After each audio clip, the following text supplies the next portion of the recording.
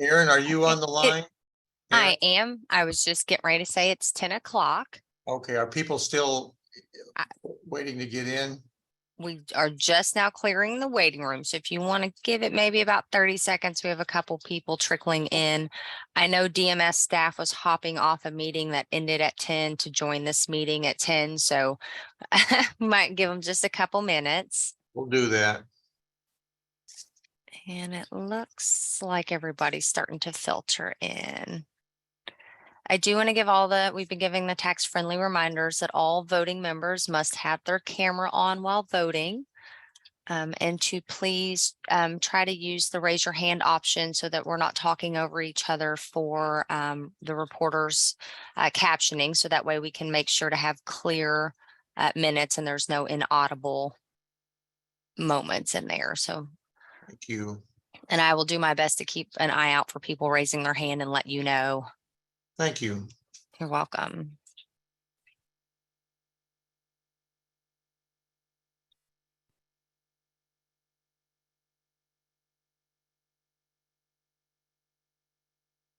As soon as I get the waiting room cleared, a couple more people pop in. So I think we're getting there.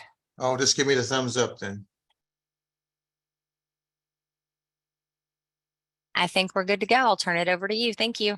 Okay, thank you. I am Rick Christman. I'm a representative CAP, and I'm also the chair of this TAC. Seems like we got a lot of people on the call today, which is great. And I want everyone to know that you're free to contribute. Just raise your hand and you can be part of this discussion. We have a quorum, I assume, Erin? I saw yourself, Melanie, and Wayne, I believe, And log Johnny? in. Johnny? Did I miss Johnny? Yeah. Oh, sorry. I had to scroll. My apologies, Johnny. That's okay. Sherry emailed that she would not be here today. All right. And did I miss Christian logging in? Let me scroll.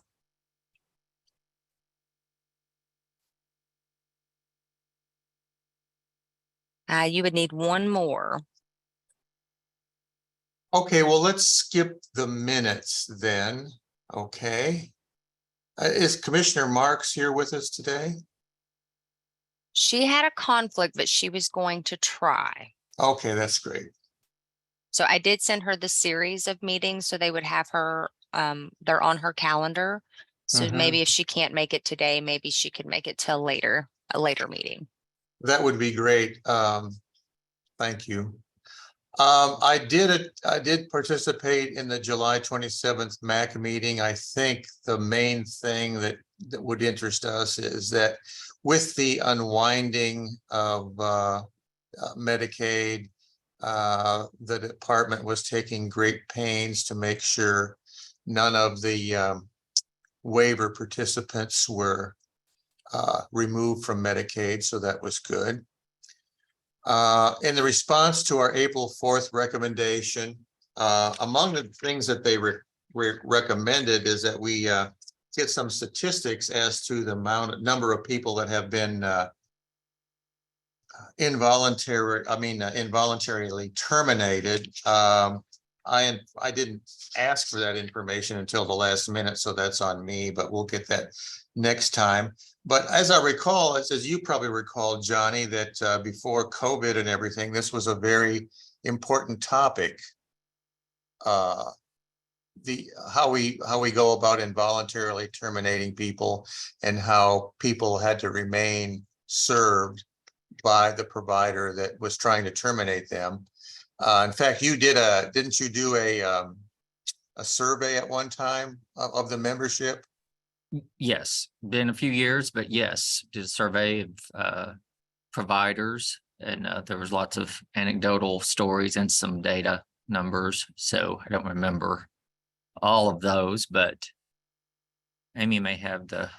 Or yeah, it was, but it was a very hot. I mean, it was a very important topic at the time. I am just trying to discern how much of a problem it still is. We'll get those statistics from the department, and I don't know, Amy, if we could maybe check with the membership of CAP, what their situation is, regarding involuntary terminations. Yeah. Hey, Rick, it's Amy. I'm happy to send out another survey. I mean, I can tell you, it's still a really huge problem. I just want to clarify, because I know when people hear involuntary termination, they think someone will lose their waiver slot. That's not at all what we're talking about. That's right. We're talking about when a provider recognizes that the individual has needs greater than what they are able to support. Oftentimes that becomes a very dangerous situation for everyone involved, including the individual. And it's very difficult to then secure another referral for that individual. And what happens is that the provider is then has to take care of someone who they've admitted that they cannot take care of. And it's just not great for anyone involved, especially the participant. So yeah, we anecdotally, I can tell you that we have a couple members who are supporting, or at least were earlier this year, supporting people who they had sent out notices on over a year ago. So that's a year of supporting someone who, they've recognized that they can't support, just because no other providers would accept that referral. And so it is still a big problem. And as we heard, we invited folks from other states to come. It is working really well in other states, where we have pretty strict termination periods, because providers are much more willing to take a risk on accepting a really high needs individual in hopes that they can adequately support them. And so I'm really encouraged by the testimony that we've heard. But yes, we'll definitely send out a survey, and I can have that data, I guess, for the next TAC meeting. Would you That like would be to have? nice. Yeah. Yeah. Amy, thank you so much for clarifying that. I think some people got the wrong impression as to what we were talking about. We're not talking about anybody being removed from waiver services at all. And I think the others, in addition to that, when people are reluctant to accept someone to their program, that individual is denied the opportunity to go somewhere where they might be happier. And sometimes I think if anybody else wants to comment on this, sometimes just a change of environment can make a big difference. And I'm glad that we're looking at this, and we'll get that information from the department and from CAP, and then we can talk about this issue some more later. Rick, this is Erin. Uh-huh. My apologies. My math skills are not on par today. You do have a quorum. If Oh, Wayne and Melanie will turn their cameras on, I apologize. That's 4 out of 6. I don't think I had someone's name checked, so my apologies on that. oh, thank you. Rick, I was just gonna make additional comment about the involuntary termination. Sometimes it also results in what some people call dumping, where a person goes to a hospital for some psychiatric treatment or stabilization, but then is unable to leave there because the provider can't safely take them back into their home or place of residence or service program. And so then we end up in a situation where you have a person who no longer needs to be in a hospital, just being stuck in a hospital. That's right. So that happens as well. And so, yeah, it's a bad deal all the way around. And I think sometimes these individuals are accepted by programs who are at least able to serve them. I think that happens too. It does happen. Yes. Yeah. Okay, so can we go back to approval of minutes then? Would someone like to make that motion? Did we receive the June 6 minutes? I actually don't recall receiving them, but do you, Wayne? Yeah, I've received them, Rick. I'll make the motion to approve the minutes. Okay, is there a second? Who approved the minutes? Please. I'm not, I'm not sure I saw them either. Did you? It looks like they went out 6:15. Kelly sent them out. Okay, This is Melanie. I did not see them, or at least I don't recall receiving that email. So my apologies if it was sent and I did not receive it. would we like to defer this item? If you'd like, and I can resend them out. Okay, I'll actually forward Kelly's email I'm looking at right now to you guys. all right, thank you. And I apologize, I just don't remember seeing them, and you probably did send them, but I overlooked them. Yeah, my apologies. Waiver redesign and rate study update. Everyone is interested in this. Is Pam here? Or are they not, have the, It has not changed from the last time. It is still, it is where it was. So it is with executive leadership. So the study is completed. Now, as far as overall waiver redesign, we're starting to work on the regulations. We're starting to work on the waivers. We've met with CMS.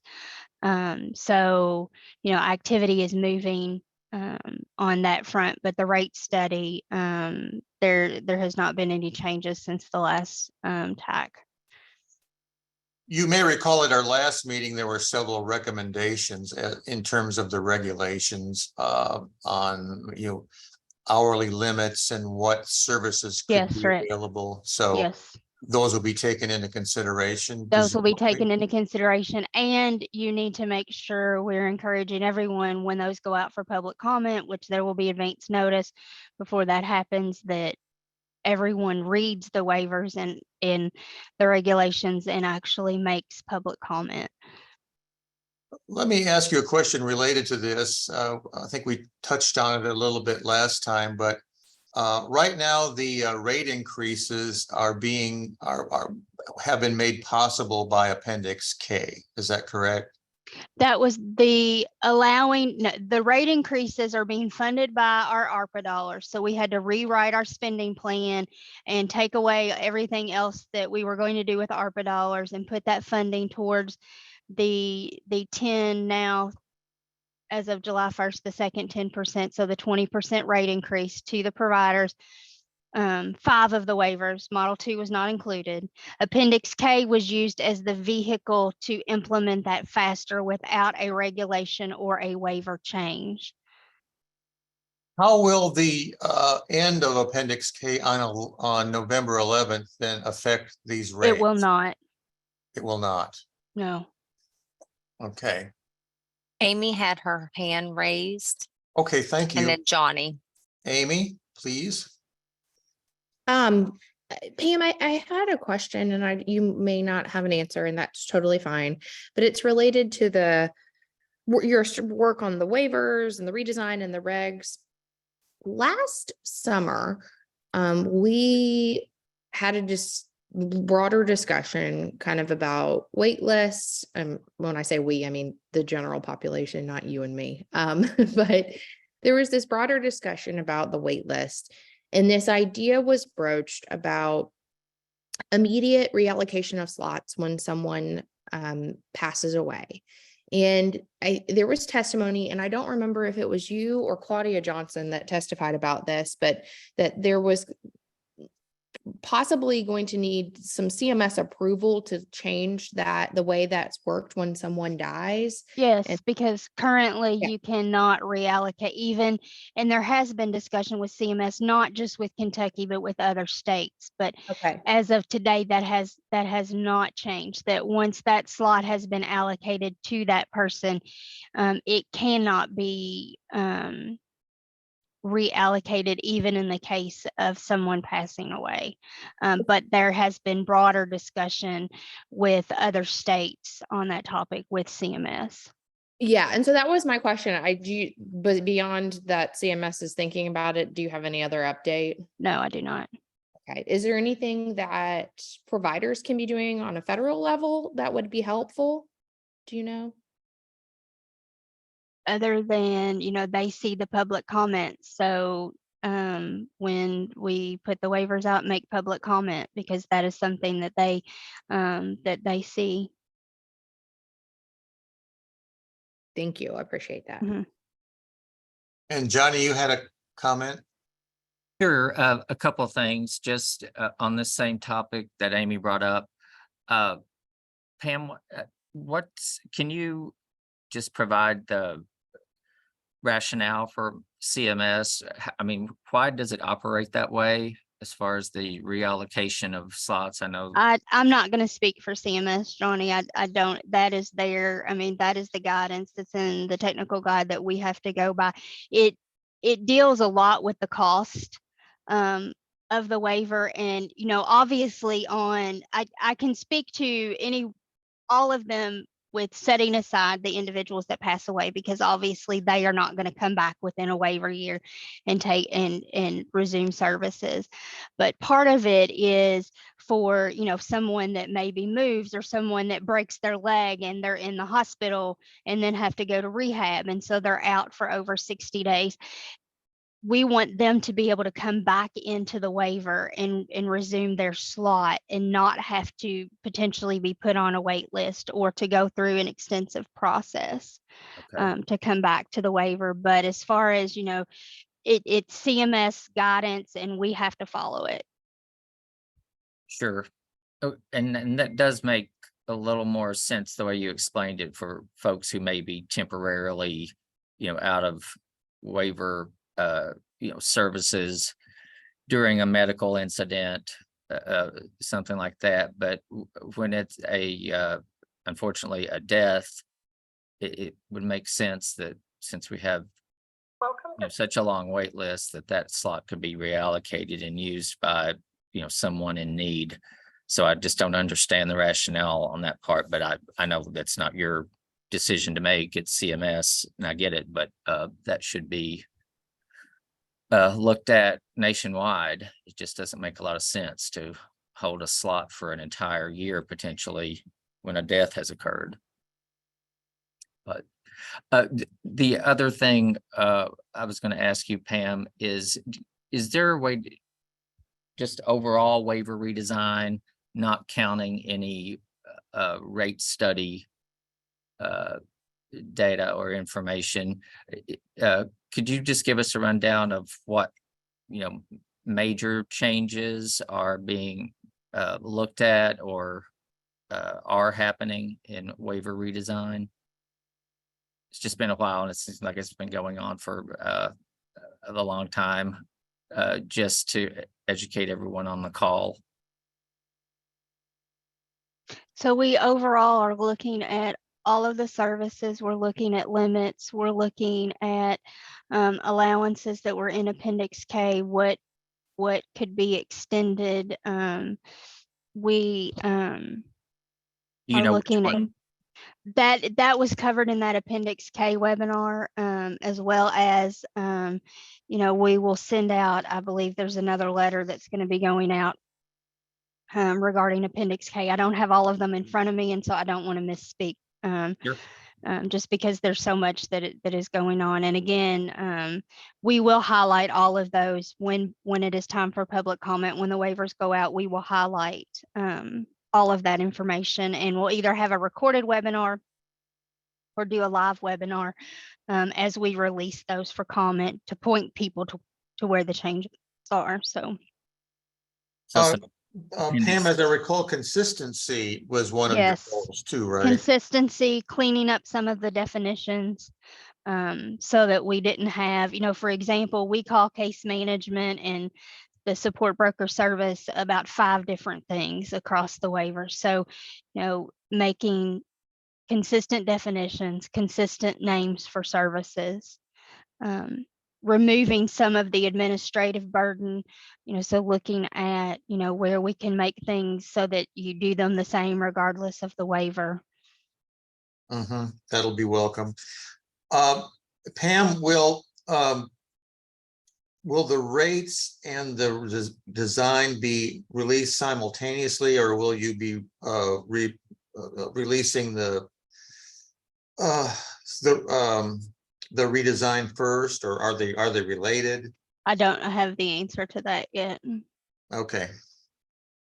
And Pam, will there be opportunity for input or recommendations or suggestions on the redesign effort or the items, or will it be submitted to CMS and then a public comment period? Or there will be, as I mentioned, it will follow the traditional process, which is a public comment period prior to it being submitted to CMS, as well as we always remind people, if you come up with ideas or you think of something, send those to the Medicaid public comment email box. All of those are logged, and we review and we keep all of those and consider those.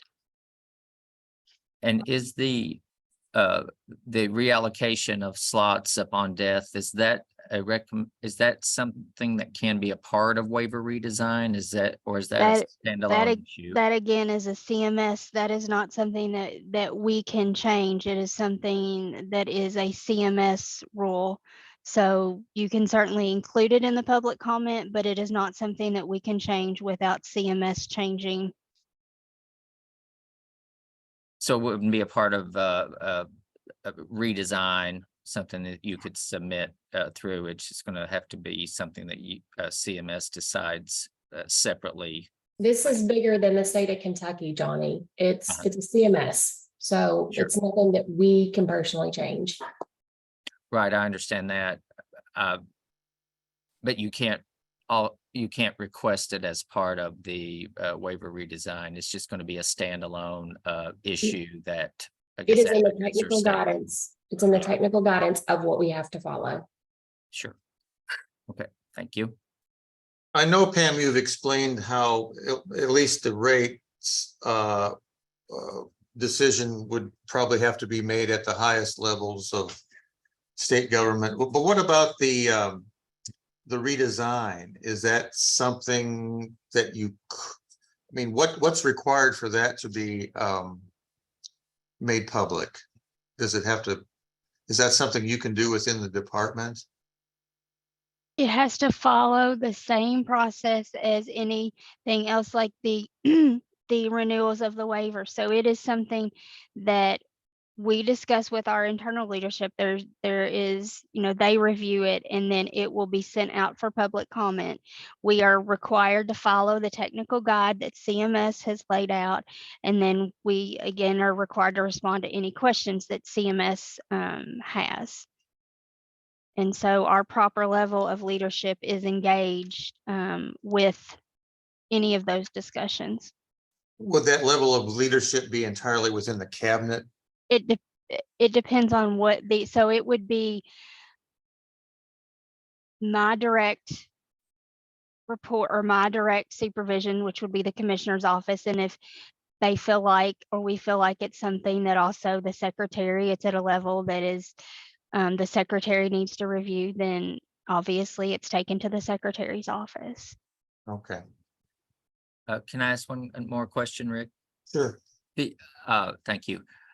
Pam, are the as part of the waiver redesign, is there also some wait list revisions or we've talked about, consistency? yes, that there would be, we are going to look at the wait lists to make them consistent in places where we have wait lists, to make processes consistent. But yes, we will be looking at wait lists. So if that is something that people have comments on prior to, they're welcome to submit those to Medicaid public comment, or again, submitting public comment after the waiver drafts are released for public comment. Okay, and is the Can you share any information about which way you're looking on that? Is it an attempt to align wait lists the way maybe SCL is with different levels of need and urgency, or are you The looking at a different intent is to direction? have consistency among the waitlist processing. Are you looking at one waiver, one set of regulations as kind of the guide and trying to align the others with it, or? No, we are looking at them overall at this Okay. point. Okay, all right, thank you. Pam, if I'm not mistaken, I think at one time you were hoping that this rate design could be, I guess, made public before the end of this calendar year. I think I recall you saying that. Is that still the case? Rick, it is not my decision, so I can't make any promises. It will be made available as soon as it can be made available. Okay, you don't have any particular goal? It doesn't, at this point, I can say I have a goal, but it's not going to matter if it doesn't line up with other processes and other approvals. I can't really speak to what it's going to be. So it's just as well you don't share it then, right? Well, and I don't have anything to share. It's not that I'm Right, hiding it's just- anything. it's just- I don't have any information to share. I Right. don't have a date. Right, yeah, I appreciate that. Thank you. Rick, Someone, go ahead. This is Melanie. I'm a techno peasant, so I didn't quite know how to raise my hand electronically. But I wanted to thank Pam for talking with us today. It's really appreciative of getting all this information.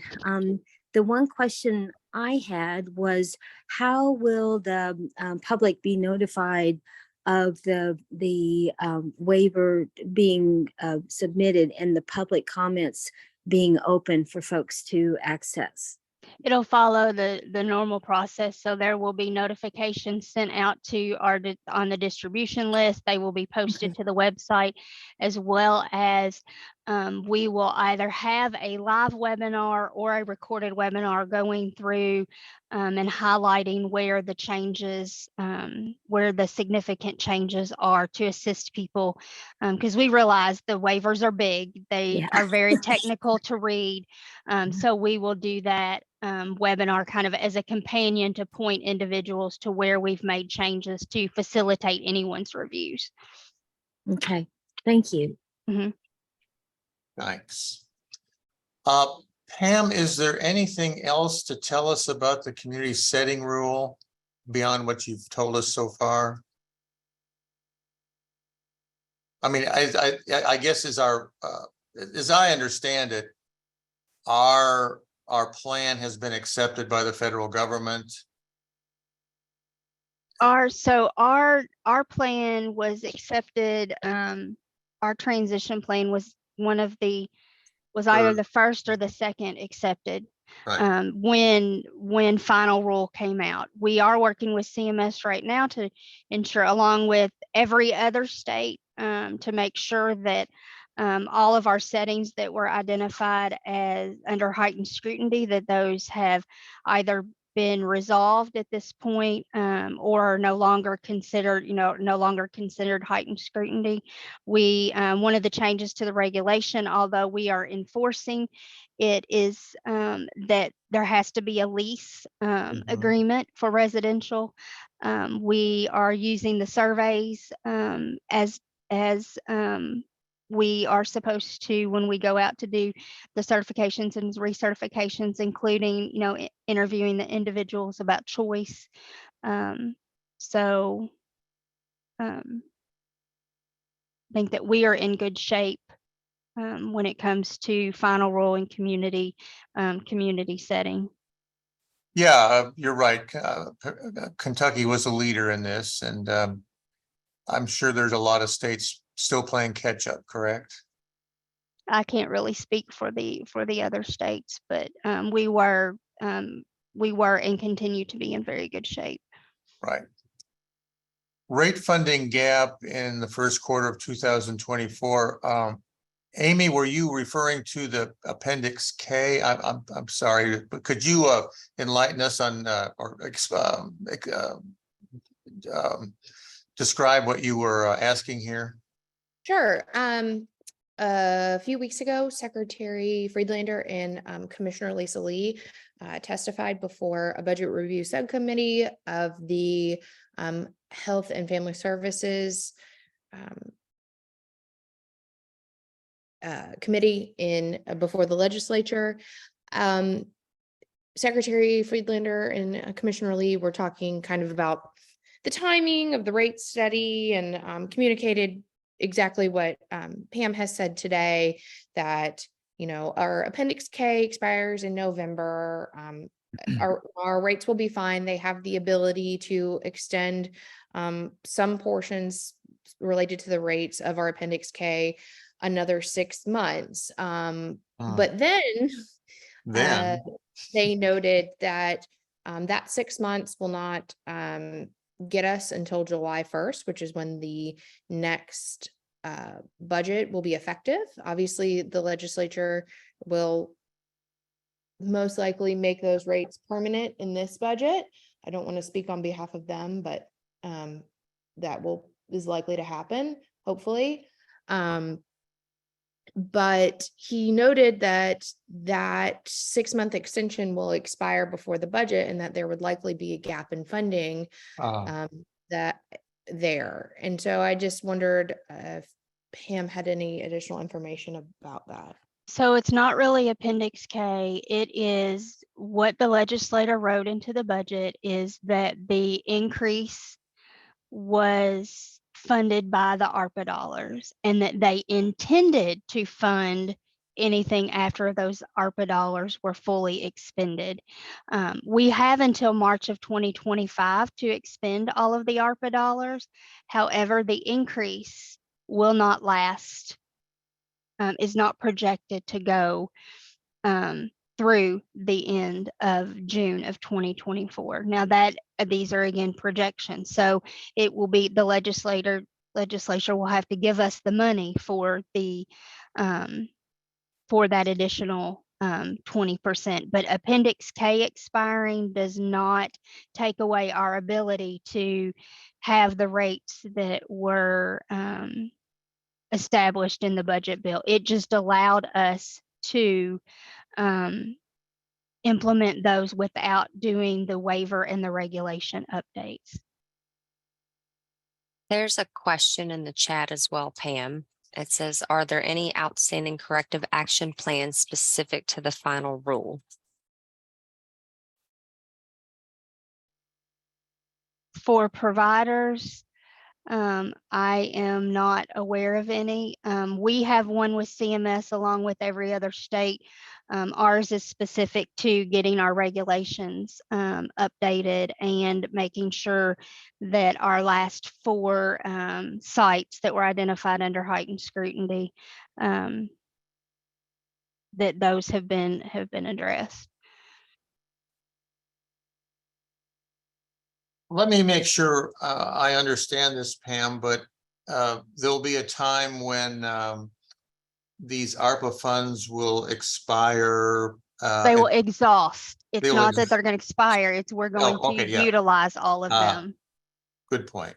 They will exhaust before the General Assembly meets and passes a budget, correct? Well, it will be before it's time for a new budget. So, Right. but all of this, again, these are projections. Mhm. We are not there yet. There are discussions. There are, we're continually reporting on that. At this point in time, all of that is fully funded. So we are not even close to expending all of those funds yet. But it is your belief that should they expire, or excuse me, should they be exhausted before the General Assembly passes another budget, the General Assembly would have some means of I can't speak for the General Assembly. Okay. They in their language that they put in the budget bill, they said it was their intention to fund those increases. Okay, so when we are worried about a funding gap, that's still a possibility?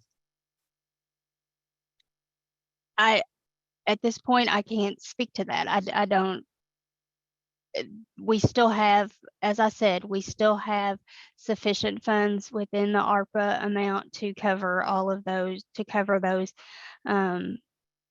increases. It all depends on utilization. It depends on, you know, how fast they go, depends on how many providers we have that are billing it. Not all providers are billing the highest rate or Yeah. are billing the increase. There's a lot of factors that go into that.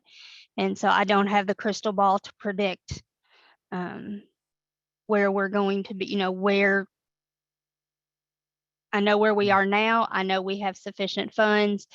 I know that we have until March of 2025 to expend those, but it's still early to say when those funds are going to expire. Well, would it be reasonable to say that it would be good that these new rates be proposed before the General Assembly meets so that they can include that in their budget for 24, 25?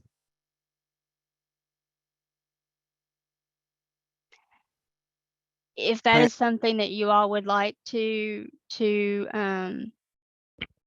propose to them, and oh, Steve has joined, so I do know that we are. Steve, please. Yeah, let me speak. I was say gonna say, this. Yeah, this is Steve Bechtel, Chief Financial Officer for the Department of Medicaid. As part of the budget process, we on those rate studies, if that's what you're asking about. Yeah. We are going to be putting that into our requested budget for the next biennium, and it'll be detailed out for the legislators to look at. As far as the funding gap that you're talking about, the General Assembly, you know, we have to have our budget submitted by September 4th of this year. So then it gets submitted over to the governor's office. Governor's office does his recommended budget, and then the legislators, and all that's done before the General Assembly meets. And then when the General Assembly meets, they will look at the governor's recommended budget as well as, and then determine the final budget. I believe the budget will be voted on probably by April. So we should know in advance what we're going to be funded. But as far as the funding gap, they can do a current year, what they call a current year appropriations to fill that gap in. So. Yeah, I And- think that was yeah, okay, that was my basic question, and you're saying it, they can handle that. So, right, but to Pam's point, you know, define intent. You know, what does the word intent mean? You know, that's really up to the General Assembly, but because they said in the House Bill 1, the 10% for each year plus the 50%, but that they had the intent to fund any funding gap, so to speak, with general funds. You can read that in House Bill 1 from the budget bill last time. So, okay. Now you have to submit the budget for the next biennium, you say by September of this calendar year, correct? I have to submit it to, the department has to submit it as part of our department's budget. Then it gets sent over to the governor's office and the state budget director's office, and then they determine what funds we have so they can propose a budget. I know that the rate study is one of the top priorities for our budget. So I'm confident. I don't ever say 100%, but I'm pretty confident that the rate study will be submitted as part of that. Okay, now this kind of chicken or egg, would you get your approval from the federal government before you ask the General Assembly, or you make your budget proposal, or does that come afterwards, or? Well, to be honest with you, I think the egg and the chicken comes at the same time. I think we try to do that simultaneously, you know, and anticipating that the budget, you know, because we got to have the budget in time. And unfortunately, CMS doesn't work on our state budget process, Right. so they don't understand. So we kind of do that at the same time and don't have to make adjustments going forward. What we're going to ask for is the amount that we can ask for. And then hopefully if CMS comes back and says, oh, this rate's too high or this rate's too low, hopefully we can fit that in within the enacted budget. Does CMS, I mean, does the federal government do that occasionally? Do they tell them to say that? No. We don't No, agree with that rate? No, or- I don't think, I've not seen that. There may be things that they'll say, hey, you shouldn't, and I'm talking about from another provider type here. Okay, so I know this doesn't impact the waivers, but like, for instance, let's say nursing facilities, they may not want us to include therapies or something in that because Right. they want them to use the Okay. therapy thing. So if we if we include something that we shouldn't be, then they'll point that out. But I don't think that'll be the problem on this because of the waivers and what we're doing with the waivers. I think it's just making sure that, and Pam, you may have to help me with the terminology here to make sure that we get all the waiver approvals that we need. Right. And the So biggest that- thing is that rate is that payment methodology, that they understand that how we got to the rate that we have. But I will say the payment methodology, we are working with with Guidehouse, and Yeah. Guidehouse has done this for several other states. So they're used to working with CMS on that. So. Oh, good, good. Yeah. Well, Steve, that's very helpful information. Thank you very much. Okay. Donnie has his hand raised. Yes. All right, thank you. Just a question for Steve and Pam, maybe mainly Steve. When you're putting together the budget for the upcoming biennium, Steve, have you had discussions yet about how many additional waiver slots you may request specifically for SCL, Michelle P, and HCB? We've had very early discussions, and Pam is working on that for us to determine how many slots that we need or that we had the ability to ask for. Do we have the workforce there to support them? So she's working on that right now, and then we will early on. I hate to say that just yet, being that it's August 1st and I got to have this done by September. But it is very early in that discussion right now.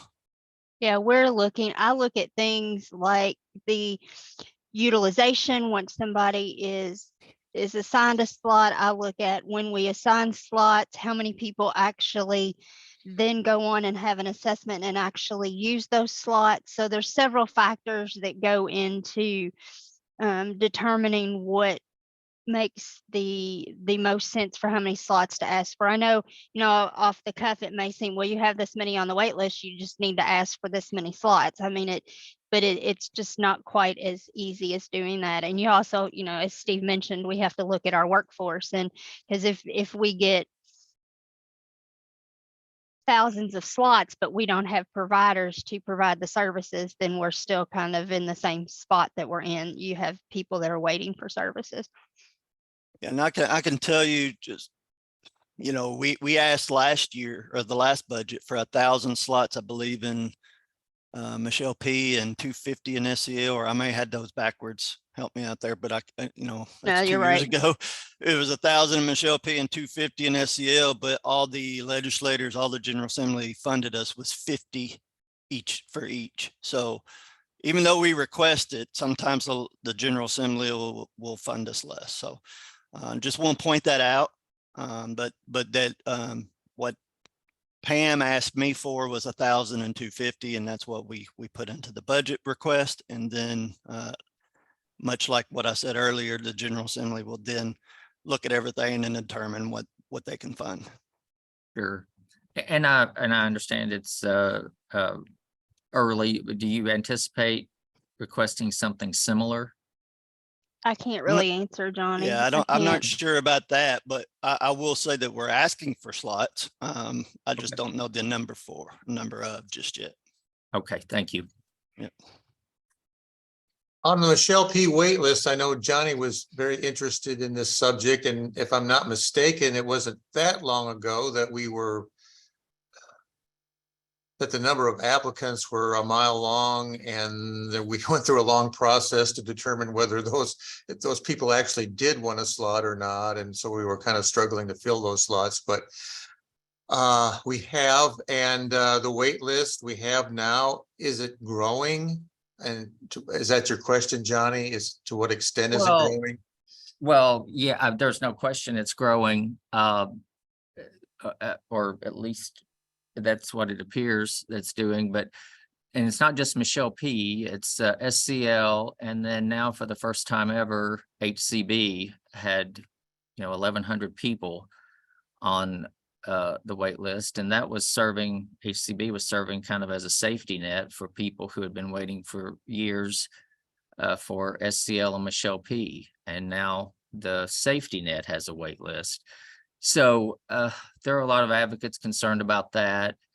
And so my request was for kind of a history of wait list numbers for all the waivers since the inception of Michelle P, which I think was around 2008. And it's the wait list for Michelle P began on February 14th, 2014. Okay. And then I do have that request, Johnny. It is not complete yet. And also I will let you all know that as of today, the new HCB waiver year started, and the wait list is everyone that was on the wait list will be allocated a spot. So. oh, that's great. That's great news. Will you have, can I ask another question about that? Once you allocate a slot to everyone waiting on the HCB waiver, will there still be additional slots left, or will just this wait list start over? There will be slots left, but something that I need to point out that right now, and this is something likely that we will change or look at changing. So to go on the SCL or ABI at times when we have an ABI wait list, or really even just to request a slot period. So even if you're not going to, even if there's not a wait list for the SCL and the ABI waivers, there's much more information that you have to provide up front, documentation that supports your need for that waiver, that really it's very unlikely that once a slot is allocated to you that you will not meet level of care. That is not the way that it is right now for Michelle P and HCB. So for Michelle P and HCB, it's almost like I'm interested in this waiver, but you don't have to provide. So, you, for example, can say, I have an intellectual disability or developmental disability. I want Michelle P. You don't have to submit. There's not testing. There's not additional documentation. So you're interested in it, but there's not a guarantee that you really, once we get to doing a level of care review, that you even are going to meet the level of care criteria. Similar on HCB, and to the comment that it's a safety net, it is to some extent, but you still have to meet the criteria for that waiver, which is you have a physical disability, or you are aged and you meet that nursing facility level of care. So we're looking at, as part of the redesign and part of looking at wait list, we're looking at how to manage that better so that we don't have individuals that are sitting on a list who may never qualify, or, to be honest, at the time they get a slot, they're like, that's not even really what I thought it was. I don't want that.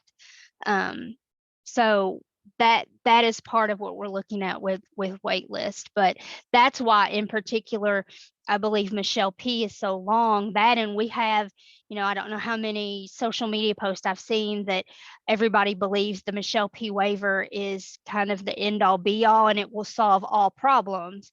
And so, it's about education, and we want to make sure that the individuals that are ultimately getting served by these waivers are the individuals that need the waiver services. So I think that's a good point. Thanks for that information. So yeah, we don't want folks just lining up on waiting lists only to find out they don't qualify, or it's not what they thought it was, or the services don't really match what they need.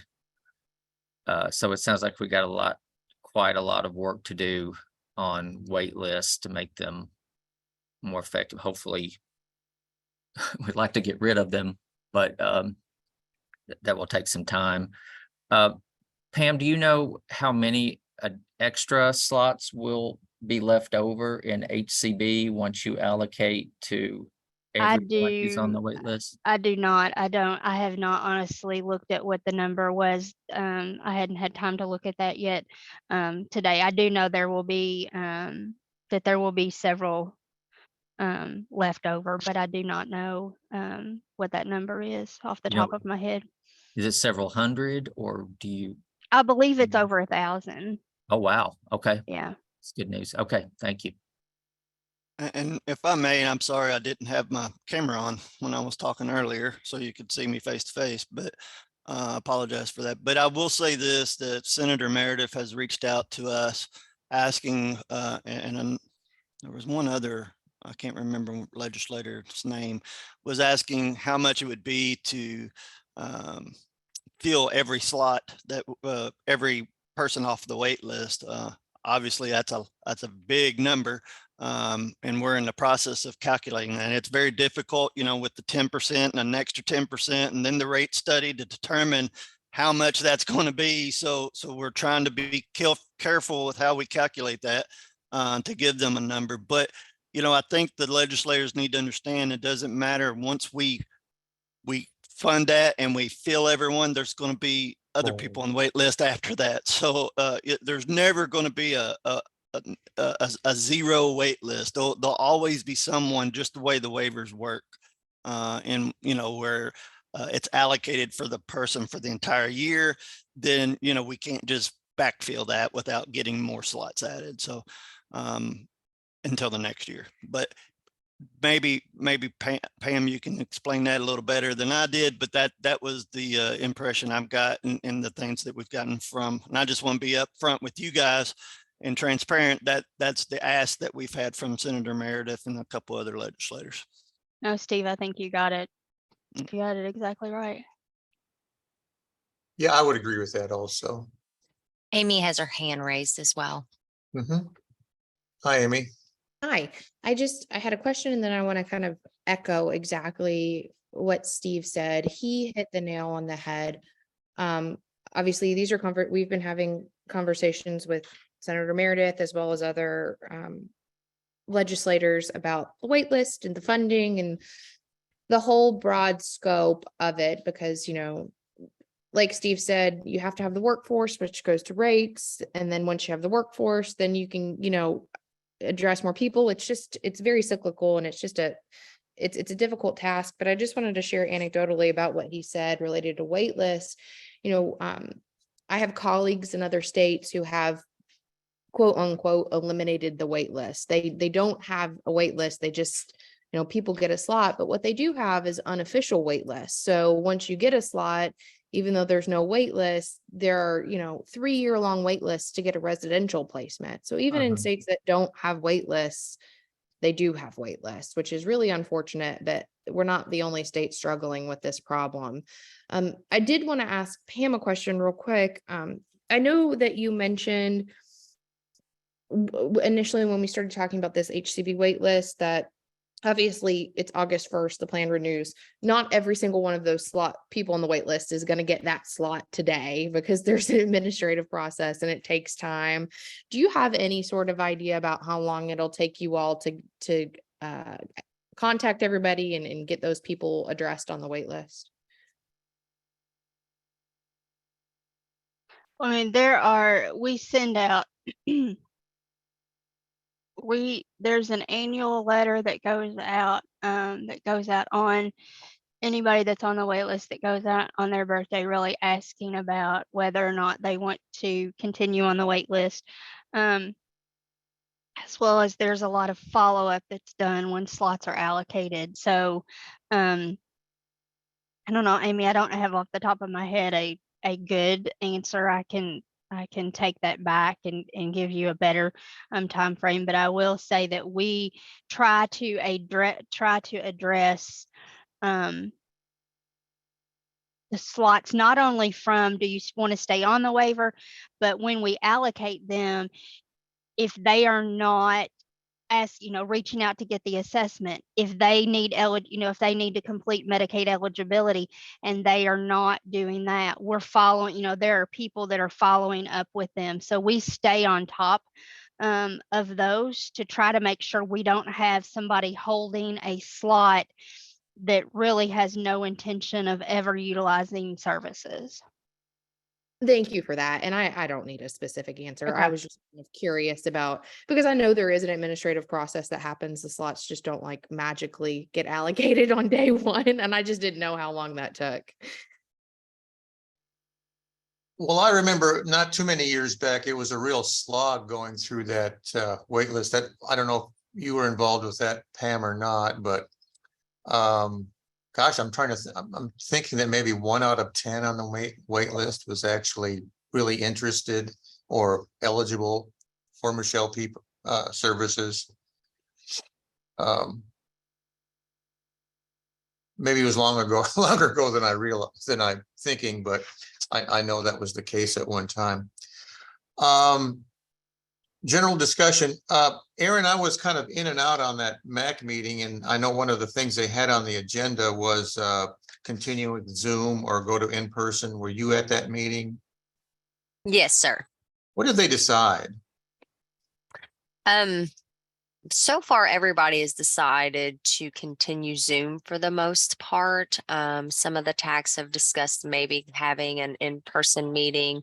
I do apologize. My 5-month-old just woke up if you hear him fussing in the background. So it's really up to the TAC. I will mention that currently the CHFS building is under construction, and LRC, we're not allowed to use their video equipment anymore. So it's been a little more difficult finding a space, but we do have a few spaces we can utilize if the TAC does decide they want to meet in person. Does anyone have any desire to meet in person? So nobody? Okay. I will attend the, we have no recommendations. And I will attend the September 28th MAC meeting. And if there is no further business, we will adjourn. Johnny has his hand raised. Oh, I'm sorry, Johnny. Hi. Hey, thanks. Just a couple of questions. For Pam, when we were talking back to the wait list, sorry to beat this dead horse, but when you mentioned you and Steve that you're looking at and having discussions about how many slots to request in the your department budget, and I know workforce was mentioned, and that is a big deal. Are you getting, can you say about where you're getting I guess data or statistics on workforce that would help you make your decision for how many slots to request? Workforce, we're looking at our data of enrolled providers and in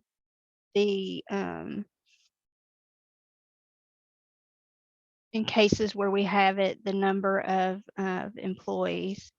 Also looking at, I will tell you that our HCB workforce is struggling because of, and I will give you an example of rate disparity for, we have a big shortage of case managers in HCB, where you have, if you look at what the legislative increase was, it brought them up to $121 a month. Whereas SCL, they're over 400, and ABI is in the 400s, one of them over 500. So, that across the board increase, while it was great, it still continued a disparity. So we still have our largest waiver has the smallest number of providers. So Okay. just something for you all to think about when you think about rates and workforce. That is interesting. Is that When you say HCB has the smallest number of providers, are you talking specifically about case managers or In providers? general, In in general? general. Okay. Mhm. Okay. And then as far as the wait, item number 10 on the agenda, the wait list information, you said that's. Oh, still yeah, in the works. I Could didn't that put be- that on you there. just- Pam, do you have that information by chance? I have been in meetings since I got here this morning. Alicia, were you able to pull that information by chance? If not, we'll just have to get that. No, We'll have to get that to you. I've got it right. Okay. here. Oh, thank you. Yeah, you're fine. Let me just scroll back up. Well, I put it somewhere. Hold on. I've got it in two places, actually. Let me just pull up my other document here. Michelle P. Weber has 8,469 on the waiting list. SCL has 3,251. With the breakdown of that being future, 3,168. Urgent is 83, and nobody's on the emergent. There's about 2/3 of those Michelle P. children, I assume. Yeah, it stayed about the same on the for as far as the wait list. Yes. Okay, thank you. Thank you for that. And then the like historical wait list numbers for all waivers since Michelle P. That's still in the works. You're just trying to gather that. That is, yes, that is, it is in the line of data request. Yes. Okay, thank you. I appreciate it. Just for future reference, that we, after a data request is made, that we have 90 days to complete that and return it to the tax. Sure. Thank you. Thank you. That'll be interesting. Okay, our next meeting will be October 3rd, and that will be by Zoom.